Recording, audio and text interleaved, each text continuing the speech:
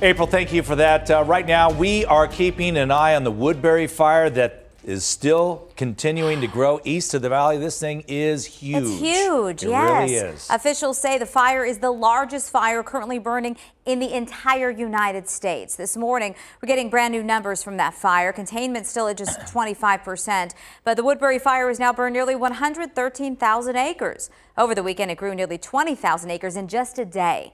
Still no word on the cause of this, and the terrain, heat, and winds have been major challenges. So we all know weather plays a huge factor in fighting a fire. Yeah, so this morning, Arizona's Weather Authority is keeping an eye on the conditions that crews are facing out there. So we want to check in with Kim. She is in our Storm Commander. And Kim, we know that from covering fires, it's a very difficult job for all those firefighters. No doubt, especially this time of the year. We've got those hot, dry conditions.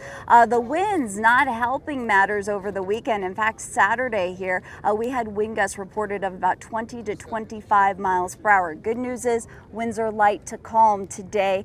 They're going to start to increase though as we head into the latter part of this week. As you mentioned, that fire has grown, now almost 113,000 acres. Containment is at 25%. They've got about 900 firefighters that are battling this fire. Good news is no homes, no structures have burned. Also good news, no reports of any injured firefighters. Joining me this morning is Public Information Officer Manny Cordova. We just finished the briefing here at the Incident Command Post. Tell me a little bit about what's the plan for today. So crews are going to continue to move forward with the work that crews initiated last night, and that's basically get around the fire, continue to secure the perimeter, and watch those areas of unburned product within the perimeter. And so good news is we haven't had any homes burn, right? Correct. Any worry about structures potentially burning? No, not right now. So crews have been able to get out there on the line and actually secure those structures with sprinkler systems and clearing vegetation around them. So that way, as the fire moved through those areas, ensuring that those structures were protected. All right, I want you to follow me this way, Manny, because we kind of have a map of where this fire is situated. Again, Yes. 113,000 acres. Can you point out some of the landmarks that you guys are trying to protect? Right. So if you look up here on the map, this is the Tortilla Flat area, the Highway 88. So this is one of the initial road closures that we had, and that's because of the structures and the power lines and the APS outhouse that they had over here. So that was one area. Up here where you see Windy Hill, and then right above it is Roosevelt. That's the Roosevelt Estates area that was actually evacuated.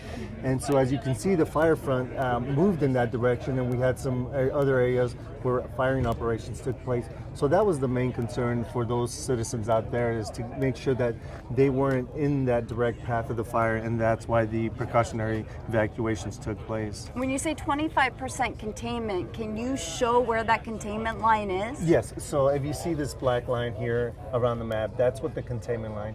And so the containment number is a function of the entire area. So as pockets of unburned vegetation burns within the perimeter, this number, even though this is the containment line, it is not increasing beyond that point, so that number tends to decrease. So that's one of the things we want to let your viewers know, is that they're not losing ground so much as the areas within that perimeter is burning. Anything else you think the public should know that's going to be watching? We know evacuations are still in place. Yes, evacuations are still in place, and with the increased winds and the dry temperature and the unburned pockets of vegetation, they're still going to see smoke, and the acreage may still increase. So just letting the viewers know that even though there's still smoke in the area, work is not getting outside, or fire's not getting outside this perimeter that's already been established. Is this something where folks that live by here need to be wearing masks or anything like that because of the smoke? You know, it's each individual's choice. We do have air reports that are linked